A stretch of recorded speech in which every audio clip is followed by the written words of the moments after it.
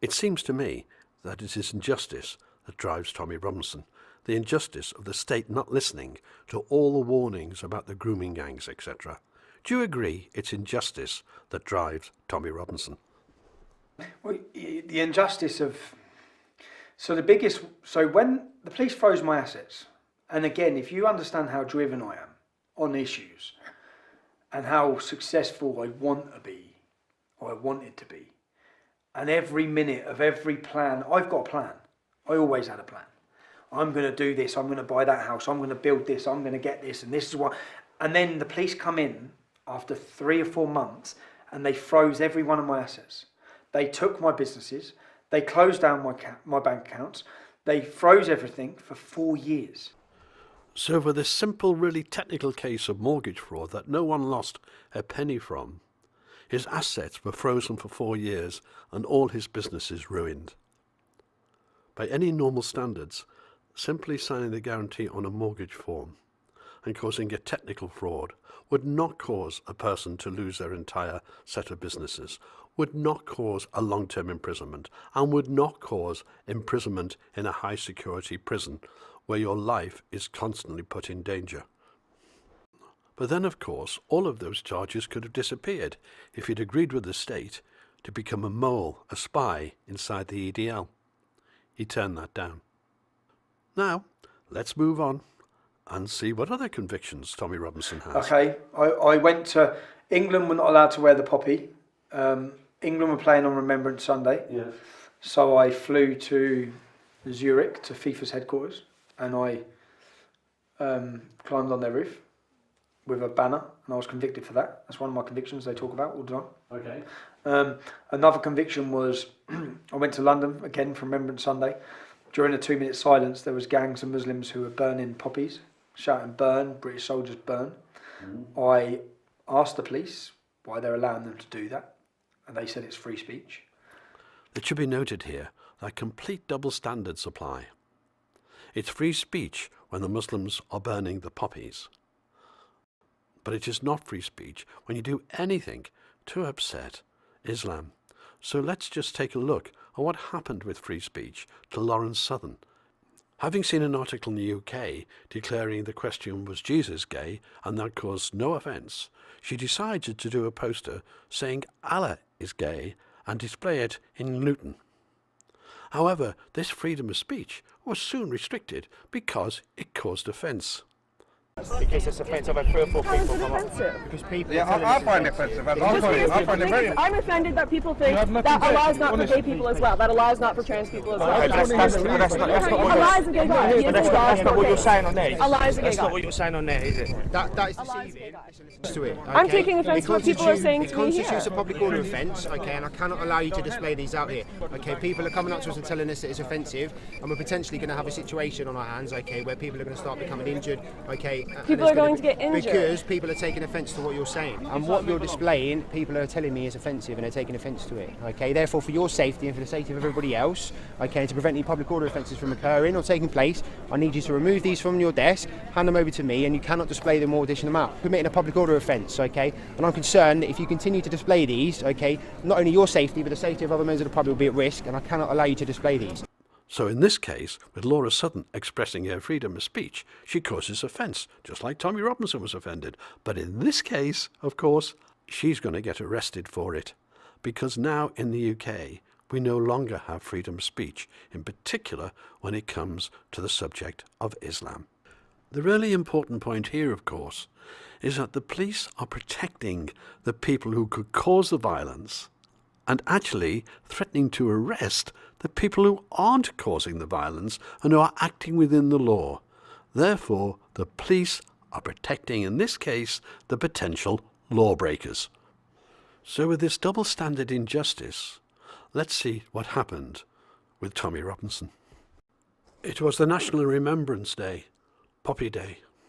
British troops burn in hell! British troops burn in hell! British troops burn in hell! British troops burn in hell! British troops burn in hell! British troops burn in hell! British troops burn in hell! British troops burn in hell! British troops burn in hell! British troops burn in hell! British troops murder us! I climbed over a fence, over a wall, come back inside the police barrier, and then I run and jumped over the fence into the Muslim group to prevent them burning the poppies.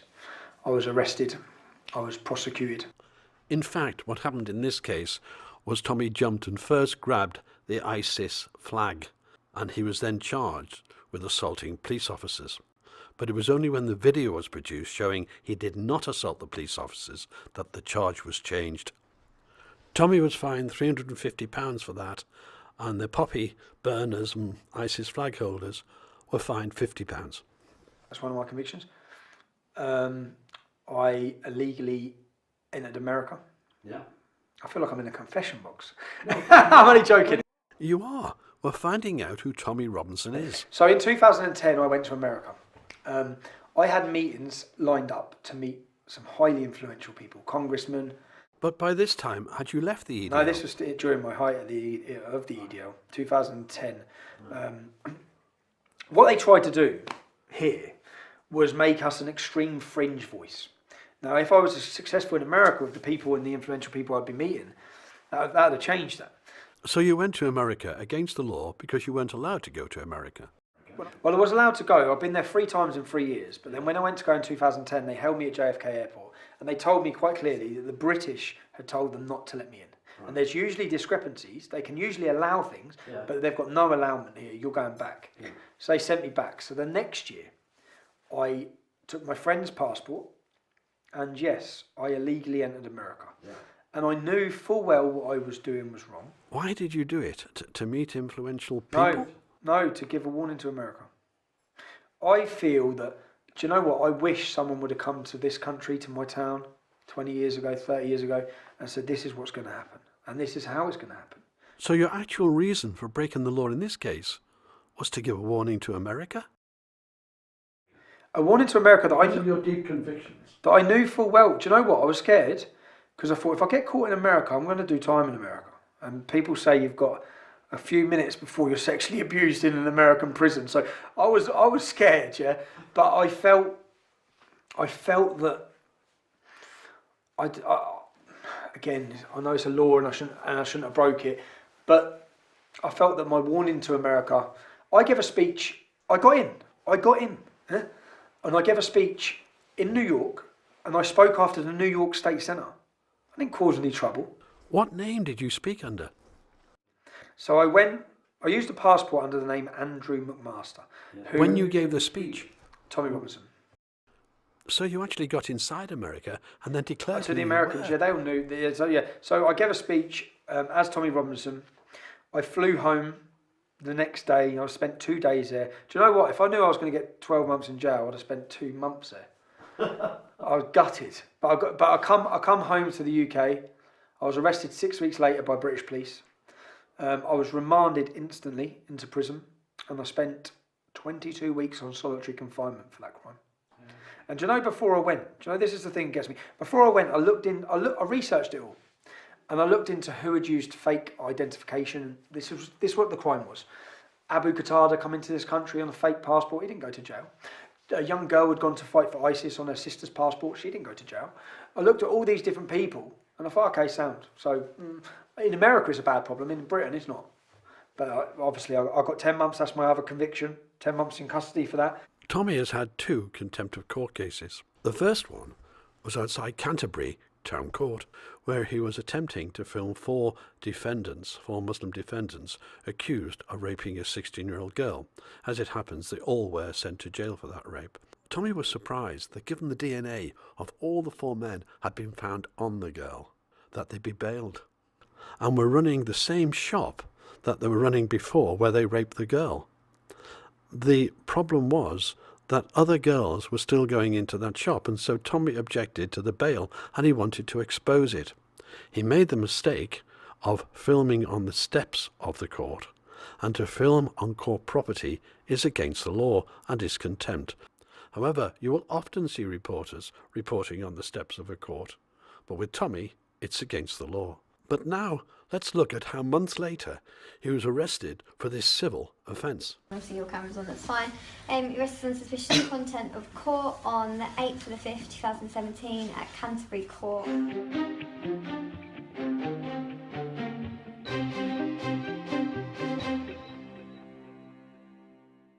The content of what I'm streaming, I'm being arrested for breach of the peace. him? Being arrested for breach of the peace. You've all watched this. You've all watched this. You've all watched this. You've all watched this. Can you get me a solicitor? Can you get me a solicitor? You just turn up. Yes. Now turning to the second contempt of court arrest. This was outside Leeds Crown Court, and I'm going to take you through the arrest in chronological order. After him not understanding the law with regards to filming on court property, those steps, Tommy went on a course, a legal course, to understand what contempt is. This taught him, obviously, not to stand anywhere on court property, so he checked with the police locally, there on the spot, that he was not on court property, and secondly it taught him that he could only read out what was already in the public domain. So what he read out was from his phone, and that phone was on the BBC website. So he was reading out already public information. He was not breaching the law, but that did not matter for what followed. The judge spotted him out of the window, broadcasting on his telephone from public land. Not an offence. But he sent the police down to arrest him for a totally trumped-up charge of disturbing the peace. He was standing there by himself with his phone. He wasn't disturbing the peace, and of course they never followed up with that charge. It was just a fake charge to get him off the street.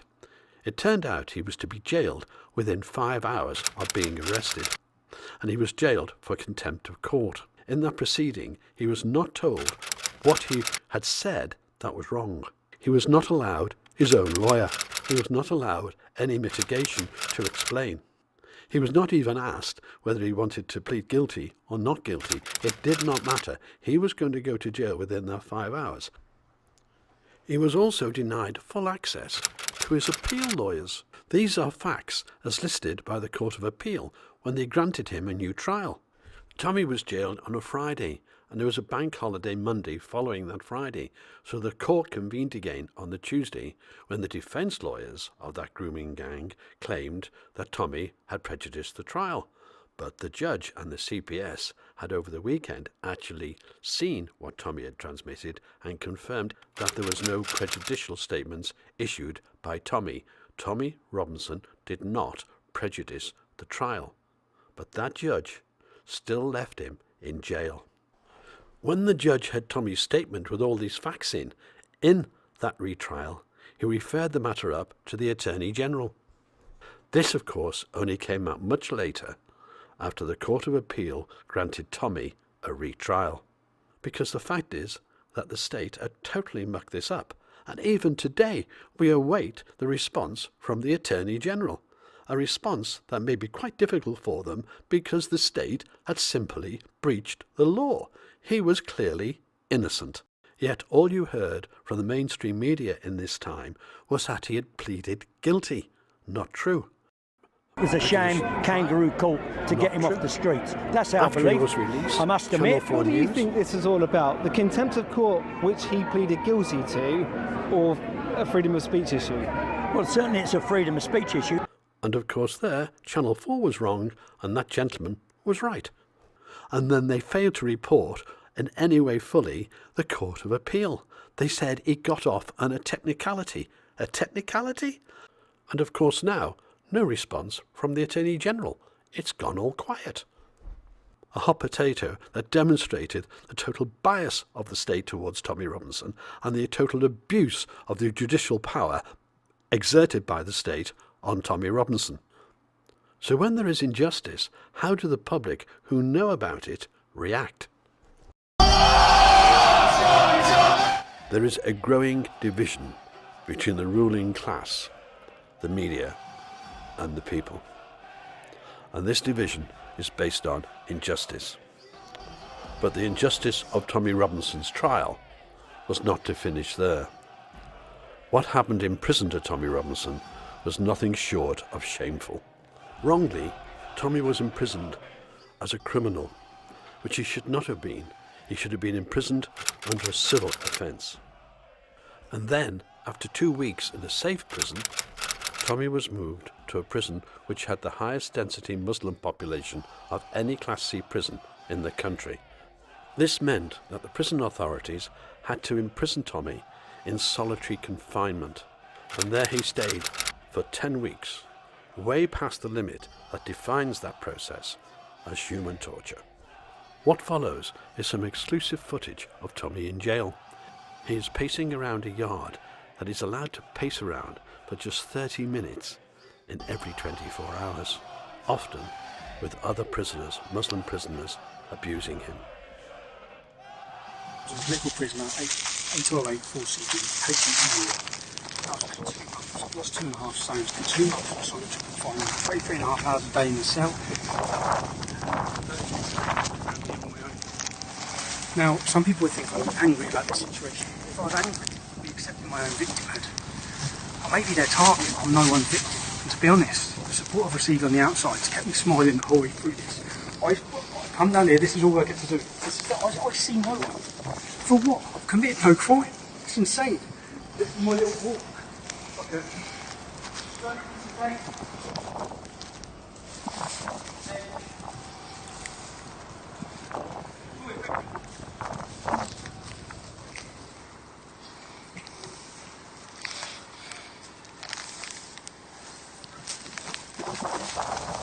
And then sleep and repeat. I want to say thank you. Cheers for doing this, Garth, as well. Because the Muslim cooks in the prison had intimated they were going to poison him, Tommy decided all he could do was eat a single tin of tuna a day, and that's all he could afford, because on the criminal system he was only allowed £12.50 a week instead of the £50 a week allowed for civil offences. On £50 a week he'd have been able to eat pretty well. On £12.50 a week he had a small tin of tuna and an apple a day. He lost 2.5 stone in 10 weeks. Placed on the ground floor near the mosque, his cell was exposed to the Muslim prisoners going to the mosque, and as a result, human excrement was being shoved through his barred window. He had no choice but to seal off the window in a very, very hot summer. And so, now to round up Tommy's criminal record, let's examine that football hooligan conviction. Football. So, and this is the thing that frustrates me again. I hold my hands up. I have not been an angel. I don't claim to sit here polishing my halo. I don't. But as well as that, I'm now 36. I'm a father of 3. I'm not. You know yourself. Ask yourself watching this. Are you the man you was when you was 19 years old? Are you the man you was when you was 25 years old? I wouldn't change one single thing that's happened in my life, because I believe every single moment of it, even the worst moments, end up chiseling your character and creating who you are. And I sit here now and I react differently. I'm a different person. I had a conviction for swearing. Luton were playing Newport, and the headline is "Convicted Hooligan." Yeah? My conviction was for shouting, I'm sorry, I'm actually sitting in Wales now, but shouting "sheep, sheep, sheep shaggers." Yeah? Which is, I think it might have even been St George's Day. Luton were playing Newport. It's England versus Wales. It's a football stadium. That's what people do. But I was convicted and tried, and do you know what? I couldn't make any sense of it. When I got arrested, I thought, what's this? And they took me to court, and 2 police officers said, yes, I swore. So I was convicted of swearing, and then they gave me a 3-year ban. Now, the 3-year ban, this is when I understand what it's about. The 3-year ban wasn't just for football. I was given a map showing me where I could and couldn't go. I was banned from the entire Muslim community. So again, they used the football law in order to place a ban that would prohibit and limit my political activities at the time in my hometown. But yeah, that's the other one. So for all the people who say I'm a convicted football hooligan, yeah, I got convicted for shouting and swearing at a football stadium. The pattern here by the state is one of persecution.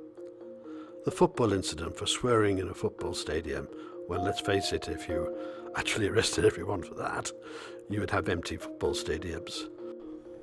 But the terms imposed by that conviction were political, and this is where the state has become overpowering and misusing the laws to get their way in other areas.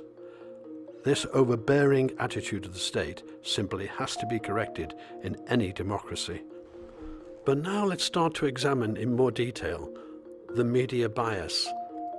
Here we go back to 2011, when Tommy was forewarning about the grooming gangs in a Paxman Newsnight interview. The group's about 2 years old and the police aren't quite sure how to classify it. That is because the police did not classify it as far right.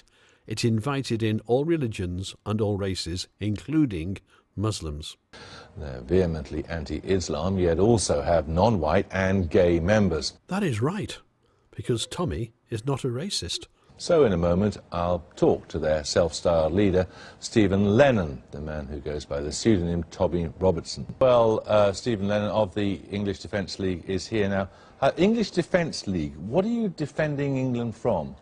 Sharia law, Islamism, the complete spread of militant Islam. Note that Tommy said militant Islam.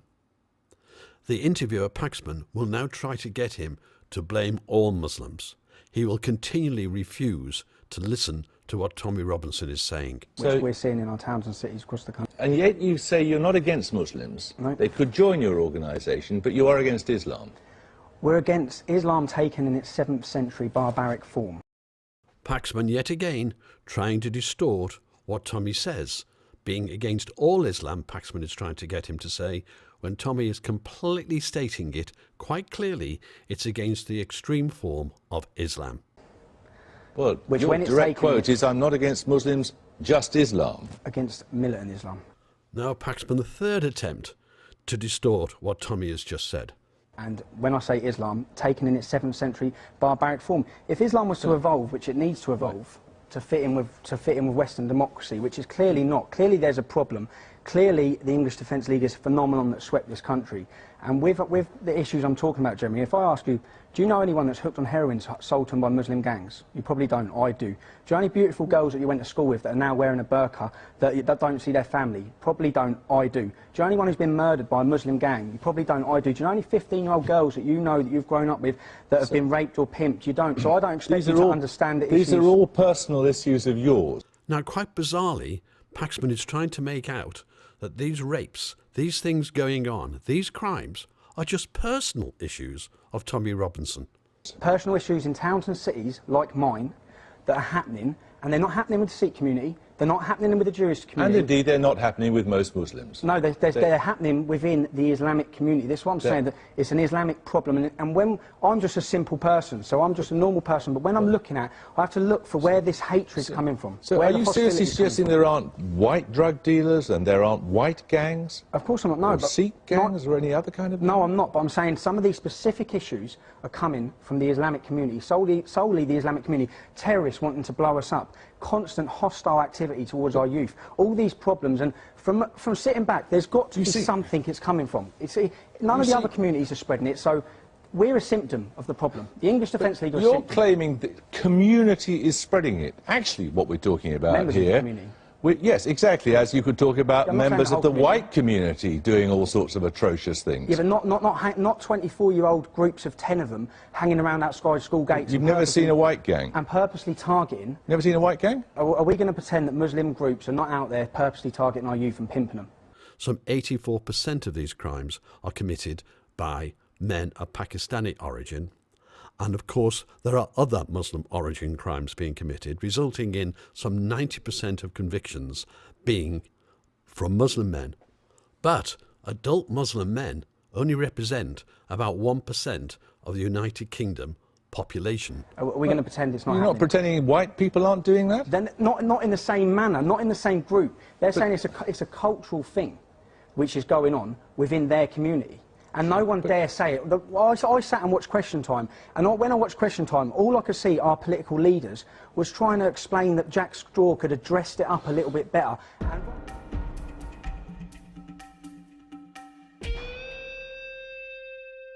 Experiences.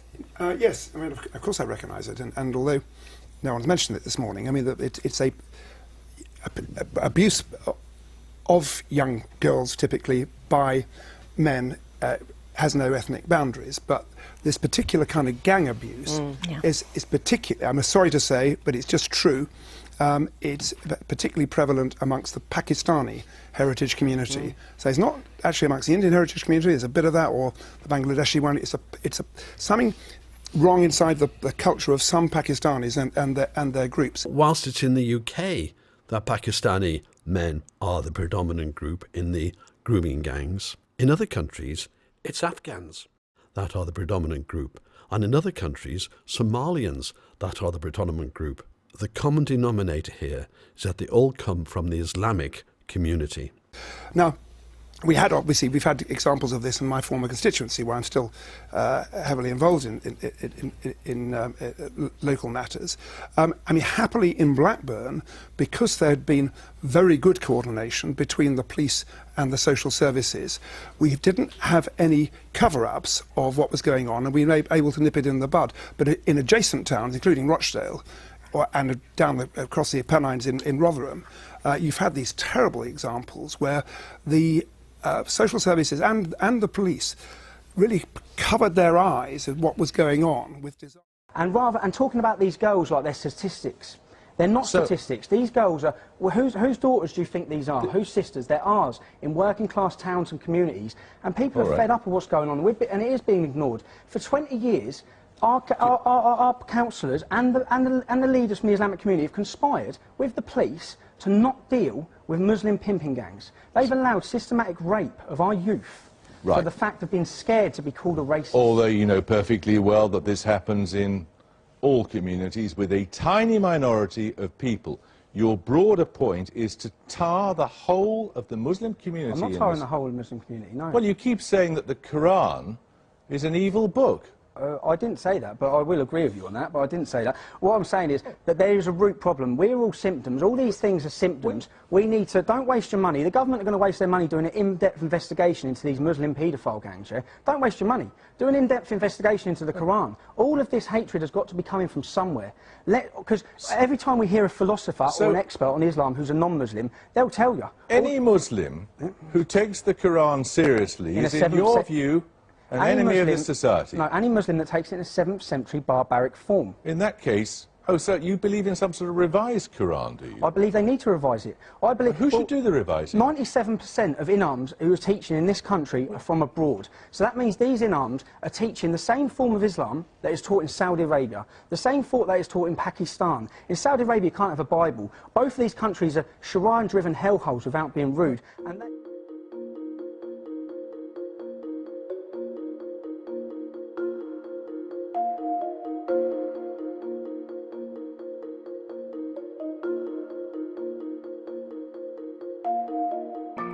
And for a second example of media bias, in this case total media distortion, we're going to look at Sky News. Just take a look at this headline from The Sun. This headline went all over the world. And where did it originate from? Well, it originated from Sky News with an interview with Tommy Robinson. And I want you to note 2 words in particular. The first word is he. And the second word is also he. So Tommy Robinson says that he doesn't care if he incites fear of Muslims as long as it prevents children from being raped. And that headline was run right throughout the world, as far as Australia and America, Europe, etc. But that headline is simply not true. What they did was ask a question in a voiceover and then take an answer from another question in the interview, and also had then to change 2 words. So let's see what Sky News broadcast.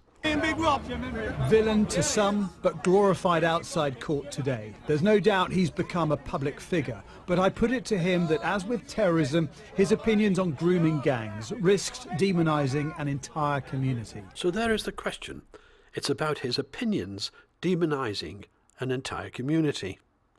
Now please note when Tommy answers, he doesn't say he. The 2 he's don't appear in the sentence. What he says is it. And the reason for this we'll explain in a minute. Do you know what? I'll be honest with you. Yeah. I don't care if it incites fear, so long as it educates the children and prevents them being raped. Okay? Do you really want to leave this interview with the thought that you're happy to instill fear of a community of 3.8 million people? So here is the real question and answer. Tommy was talking about a video in Holland, put out to help train young girls how to avoid grooming. There was a problem in Holland with Muslims doing the grooming, just as there is in this country, and Tommy advocated that that training video should be shown to children on how to avoid being caught up in grooming. Only the UK government banned it. Okay, there was a video called Loverboy that come out of Holland, which was showing that in Holland it's Moroccans, okay, doing these crimes. In Britain it's Pakistanis. We have majority Pakistanis. If you go to France, it's Algerians. Common denominator in all of them, they're Muslims. Now, if you go to Holland, they actually created an educational video to be shown in schools to warn children about these crimes. When they tried to show that in Britain in 2007, the British establishment would not allow that video to be shown because, like you just go, oh, it will incite racial hatred. So because of people well, with... It's going to incite fear to suggest that, when you also know that there are, like the group in Bristol, white paedophiles. There's the... Do you know what? I'll be honest with you. Yeah. I don't care if it incites fear, so long as it educates the children and prevents them being raped. Okay? Now that fear is a genuine, realistic fear that people should have. You know, every parent who lives near a Muslim community who has a young daughter, that fear's already in them. So there we have it. Sky News took an answer to a different question than that on the voiceover. But that didn't make sense, so Sky News had to change 2 words. They had to change the it to a he. All Tommy was talking about was a training video to help children avoid being groomed. And unbelievably, the British government put the safety of their children lower than offending a community. Now let's continue with that interview to see what other points are made by Sky News and the complete biased way in which they operate. In every single town and city in this country, young children are being taken as slaves by gangs of Muslim men. Now, if you don't want to draw the correlation to the fact that Islam promotes and allows that, then you don't want to because you're too weak and too much of a coward to do it. But I will do it. I will tell people we need to look at why this is happening and understand why it's happening. I'm telling you that you're potentially inciting racial hatred. Unbelievable. You've been out on the streets. You get, you know, Don't you think over the course of your time what as race- the EDL as an EDL member, you were getting people out on the streets. What race have I mentioned? What race have I mentioned? You've mentioned Muslims, and you've mentioned Muslims aren't a race. You understand that? We've talked about Pakistani men. Islam is not a race. Yeah, but we've talked about Pakistani men who believe in Israel. And this is semantics. No.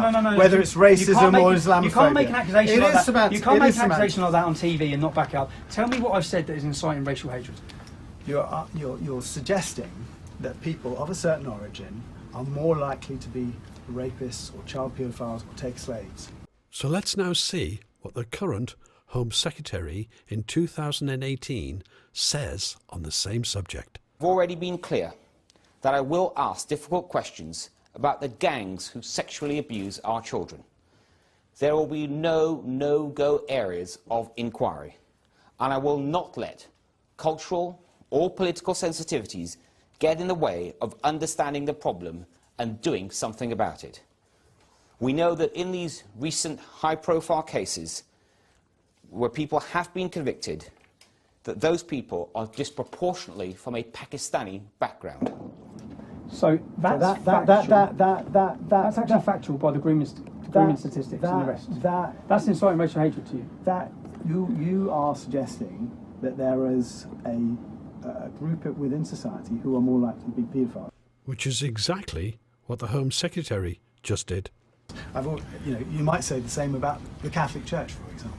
There is actually. If we look at people who run churches, and there is a higher percentage chance that the person running there's a higher percentage chance that the person running the Catholic Church is going to be a paedophile than the person running a Buddhist church, or a Sikh temple. That's a fact. Okay. Now another fact is that there is a higher percentage chance that it's Muslim men for street gang grooming. That's a fact. You're equating it to the book that they read. No, okay. When I sit on TV and I watch Boko Haram, who are a terrorist organisation in Nigeria, when they kidnapped 200 Nigerian women, we all saw the campaign Free Our Girls. Yeah? We saw every political leader holding it. What the leader of Boko Haram said on the camera is Mohammed has commanded us to do this. That's not me equating it. That's the leader telling us why he's took those girls. Now he clearly says, we've took those girls because Mohammed commanded us to. If you look at ISIS and all the sex slaves they've taken, they clearly state This is justified under Sharia. That's why we're doing this. Now, what I'm saying is, if we've got sex slaves being taken in every Islamic country in the world, and then we look at the statistics in Britain, and we see that the majority, 90% of these grooming convictions, brothers are sharing young children as victims, cousins, fathers and sons. Okay, there's something seriously different within this community that views how this is. There's no outroar. In fact, at each one of these court trials, all the women and all the families are calling the young girls slags.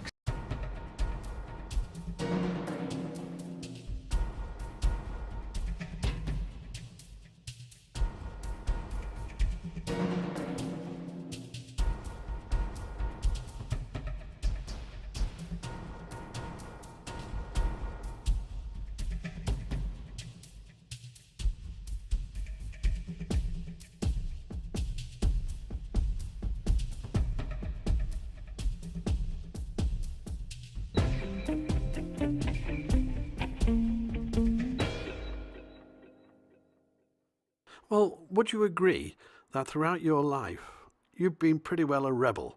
Do you agree you've been a rebel? Yeah, I'd agree with being a rebel. Do you know what? I'd also agree with the... So when people say, yeah, he used to be a thug, look, as I've said, you learn through life. And the way I'd react as a kid in things... Well, it seems to me that rather than be a rebel without a cause, you've been a rebel with a cause. Oh, mate, if that soldier's homecoming didn't happen, my life, I'd never had another brush with the law. I never would have sat in a cell. I never would have faced the court cases and prosecutions that I've faced. And also, while we're on it, if I was such a thug, go online and look at all of the images and all of the videos. You'll find countless videos of me being physically and violently attacked. You'll see countless videos of people screaming abuse at me. I don't react violently towards them. I don't. Yeah, I've acted in self-defence at times, but it's clear self-defence. So I think if I was the thug that your real portrayal was, you'd have evidence. And it's like for 10 years I've walked with cameras everywhere, at demonstrations everywhere, and there's nothing. Anyway. As an example of that, this is the left-wing anti-fascist movement, Antifa. They simply roam the country in masks, attacking people, even women. And then the police come. And then when the police come, they've already said straight away that they're not taking any further because we don't know who they are. Because we don't know who they are. The police have made no attempt to find out who they are. Gangs of young men wearing balaclavas, acting violently, roaming up and down our country, deciding who's allowed to speak and who's not. And nothing's being done about this organisation. If this was a right-wing organisation, they'd be prescribed. They'd be prescribed as a terrorist organisation like National Action have been. I'm used to coming under violent attack, okay? But these groups claim to defend women and women's rights. But what you've just witnessed is them attacking a female, throwing her on the floor and violently attacking her. They have been exposed and showed themselves exactly for what they are. Today, how would you describe your supporters? Because at that recent Brexit betrayal rally, there were over 5,000 peaceful supporters there, a family occasion. Do you know what, this is what winds me up, because I get so protective or so angry. I'm used to being called names. I'm used to being slandered. They ruined my ability to work certain jobs and live certain life. That was gone years ago. I've accepted that. But when I see people who support me and you're trying to do it to them and demonise and slander them, and how would I describe my supporters? The best of Britain. The best people. And you know what? It's completely changed. I used to talk at English Defence League rallies. And I remember a lad come with me. And in fact, he was a journalist. And he didn't like me when we started when he first started working with me. He told me straight out, I don't like you. I don't like your politics. We've become very good friends over the years. He come and he said, I'm standing talking at a demonstration. This is what used to happen. Half the people would go to the pub. And half the others ain't listening anyway. Yeah? Many people were there for a day out. For completely the wrong reasons. For aggression. That has completely changed. When I watch now to the recent events we've had, we could have stood and spoke for 7 hours and not one person was going anywhere. There was no cans of beer. There was no, people know why they're there. They're listening to every word. They're educating themselves. So yeah, the support base is completely mainstream. And you know, quite a moment of it. It's loads of mums and nans and that. I just keep getting hugged and kissed. It's beautiful and wonderful, and I feel so loved. Then how do you feel when someone like Nigel Farage describes your supporters as beer-drinking tattooed thugs? Tattooed to the eyeballs, eh? Do you know what Nigel showed in that? His own classism. He exposed himself to who he is and his view and contempt for the working class people. The majority of, get with the times, the majority of working class people have got tattoos. What does that define who you are? Because you've got a tattoo. I felt upset, angry. As I said, the first thing I do when I meet my supporters is I ask them where they've travelled from, just to get a gauge. And I remember when I was at the Old Bailey, Sunderland, Motherwell, I say, what time did you leave? Just because for me, it's an emotional thing to think that these people have, in times of difficulty, in the weeks before Christmas, when people are skint or they're poor, they've spent their time and their money to travel for 7 hours, 6 hours in the middle of the night to come and support me. I ask what they do, and I can honestly say that the support is it's so diverse now. And you've just seen it yourself at the Brexit rally. But then what the media portray is the complete opposite, which is just criminal. Before the recent Brexit betrayal rally, you put an online video out pleading with your supporters not to be provoked by anything that may happen at the rally and never to react violently, just to ignore it. So these days, is it clear that you're always advising your supporters to always resist any sort of violence? It's clear to say that I've always clearly done that, which the media will never show. So when Lee Rigby was beheaded, my first speech, 4 days later, to a crowd of 10,000 in Newcastle, I started my speech by saying there are 600 Muslims serving in our armed forces. They're doing a lot more for this country than I am. If you abuse a Muslim woman wearing a hijab, you are a coward. If you attack a mosque, you're an absolute moron. No one talks about this. At every opportunity, I know I've got a responsibility. I know people listen to me. So are you telling me that if you are on the tube in London and you saw a woman, a lady in a hijab, being harassed by someone, I'd be the first one to knock them out. Well, maybe excuse me, no, I probably would though. But I'd be the first one. I'd be the first one to. I would not tolerate it. Do you know what? I disagree with the burqa. I'd hold the door open for a lady wearing one. Yes. So it's not, and I would never tolerate or watch. And do you know what? That facade, that image that's put about. There's a photo of lots of men with St George's masks over their faces from the English Defence League demonstration, and there's a woman sat on the train with them. I was on that train. She was fine. If one person, if you go to demonstrations, I remember going to one in London and a woman with a hijab was walking through. If one person would have disrespected her, and this is the image they'd have been put in line straight away by people, by any of the ordinary members and supporters. So that image of hate, the hate field, that's not at all how it is. It's not how it is. So, and again, do you know when I say that, and I'll give you another example, which is it's a funny example. I'm doing a St George's Day party where I live, and I'm doing a St George's Day party, and my friends have all come up, and we're sat there, and my friend's mum's there, and she's a black Kenyan Muslim woman with a hijab on, and her phone goes, and she says, "You're not going to believe where I am." And she's obviously talking to some Muslim friend. She goes, "I'm at Tommy Robinson's St George's Day party," and then we're all laughing our heads off. And that's my mate's mum. That's my best mate. And he joined the Navy. So there's two brothers. He casts himself as Muslim. The other brother doesn't. Yeah. Wonderful lads. Patriotic as you will ever get. Go to all the England football matches. So again, I wouldn't tolerate it. I say to them about Islam. I say to them, nah, bro, like we have the discussion. It's like, nah, mate. It's not. But not for him. He goes back to Kenya all the time. In fact, he's in Kenya now, my mate. But yeah, the image that's portrayed is not how it is, and that's not just for me. That's for you. Come to any one of our demonstrations, and anyone acted in any sort of way towards anyone like that, they'd be put in place.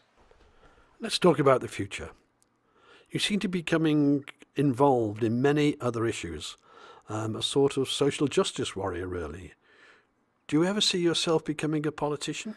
So whenever people used to say to me, I used to get, not offended, but I used to get defensive.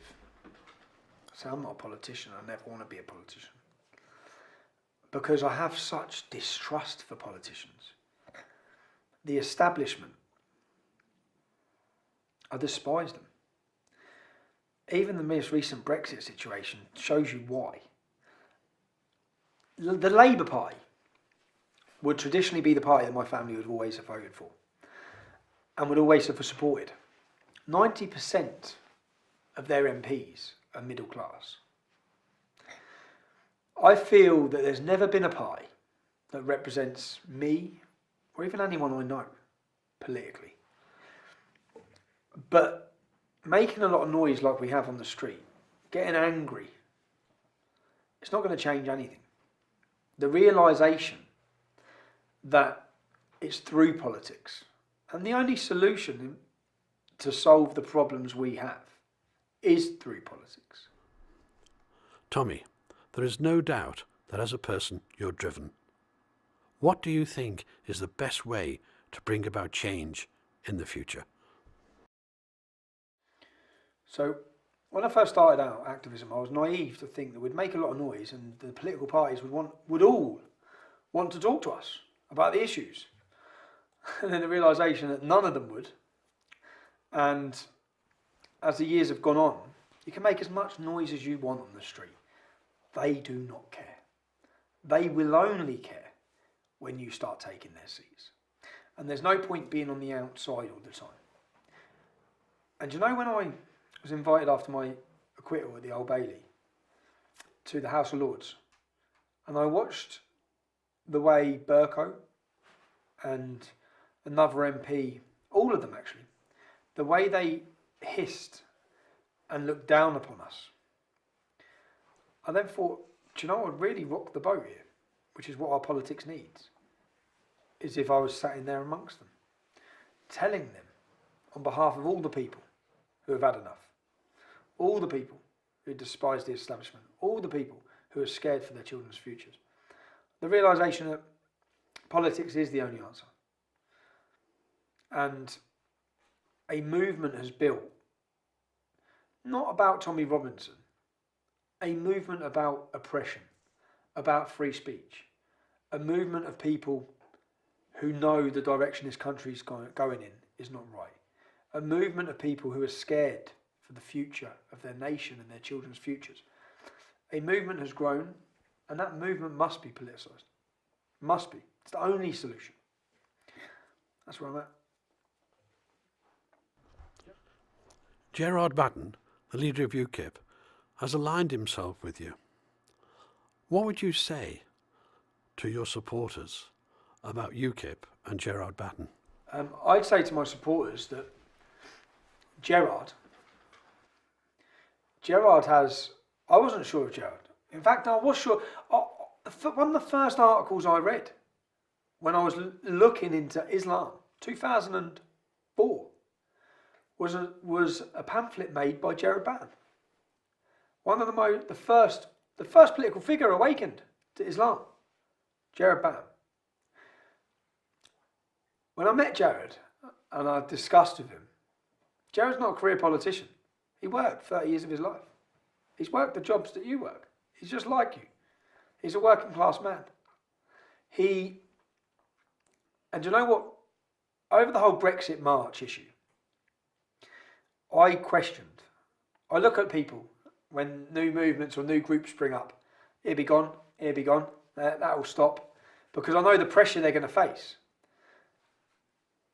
And then I saw the way Gerard dealt with, 10, 20 resignations from MEPs, the pressure from Nigel Farage, the attacks, the smears. I've seen him handle himself under intense opposition by journalists. And I sat and thought, there's a leader, man. He's a leader. And he's got every single attribute of a leader. And I was really really, I was surprised, I'll be honest. I was surprised that he didn't resign. I was surprised that he didn't pander. That he didn't ring me up and say, oh, Tommy, look, I'm just going to have to do this. You're going to have to. So many people do this, have done this. Invite me places and then, oh, Tommy. He didn't do that once. He just stuck to his guns because he knows what he believes. And so all of the support of all of the people, if you want a people's party, a party for you, not a party with huge multi-billionaire donors or millionaire donors who then direct what path the party goes in, but you, then people have to support that party. Now, you're fighting against the Labour Party, the Conservative Party. They need help, they need support. To do that, they need funding. Now, for each one of you, I wish I could just pay £25 a year or £50 a year or £100 a year and sit back and watch as someone else takes the fight to them.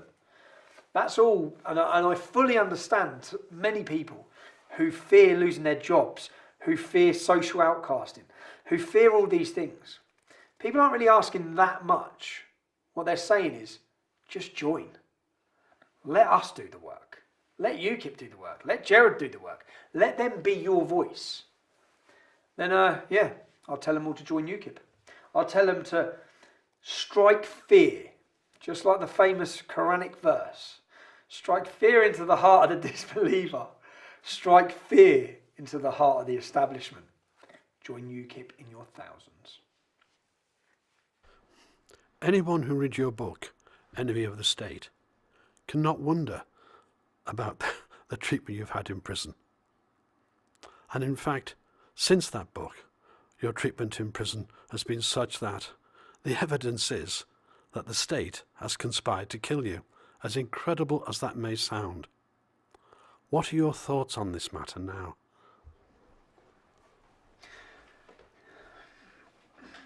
I have no doubt at all that things have been purposely done to me.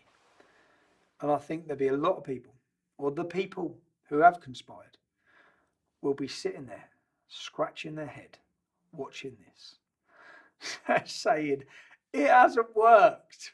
And every time you've tried to do something to stop it, to silence it, you've made it louder, you've made it bigger, you've made it grow. The more you do, and that's why I sit, and do you know what? I smile as I want to talk about it, because I smile because of the people power. If there was no movement, if there wasn't a Free Tommy movement, I wouldn't be here. I'm in no doubt of that. I was put in prison. I was taken to the most populated Muslim CCAT prison in this country. That was no mistake. If they thought they could have got rid of me, I think they would have done. But I think they looked around and saw your reaction, the public reaction, and realised, oh, this isn't going to be good. And I sat there then knowing that I always say, and I said it before I went to prison, and someone played it on a video, I watched it when I got out, saying, defining moments change the direction of a country throughout history. Whether it be Bloody Sunday with Northern Ireland, something's going to happen in this nation that changes its direction. Something big's going to happen. And to those people who are conspiring, if you conspire to have me killed or murdered, I just think that would be that moment. So I'd still get what I want, and I'd still be on the winning side. So crack on. Tommy, in this documentary, you have been very open and exposed the good and the bad about yourself.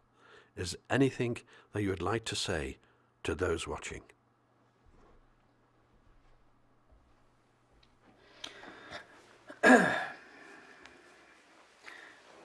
Just that I hope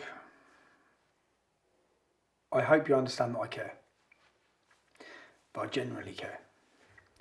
Which I say is more than you can say about any of the politicians sitting in Westminster. And yeah, the good and the bad. I don't claim to be anyone or anything that I'm not.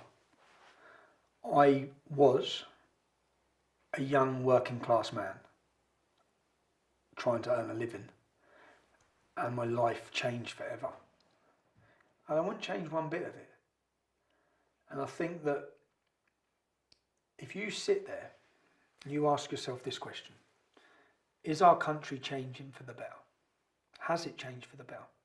If you're a father, if you're an Englishman, if you're a Scottishman and Welshman, I sit there and say, can I say this country's going down the right direction? No, it's not. As a father, do I have a duty? Do every one of us have a duty to hand down a safe and prosperous Britain to the next generation?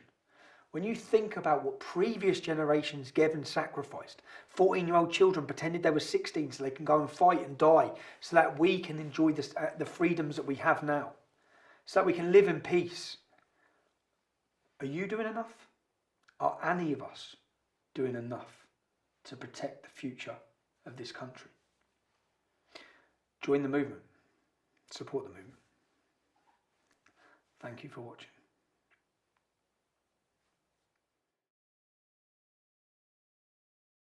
Very urgent business, ladies and gentlemen, I beseech you. Resist it while you still can, and before the right to complain is taken away from you, which will be the next thing.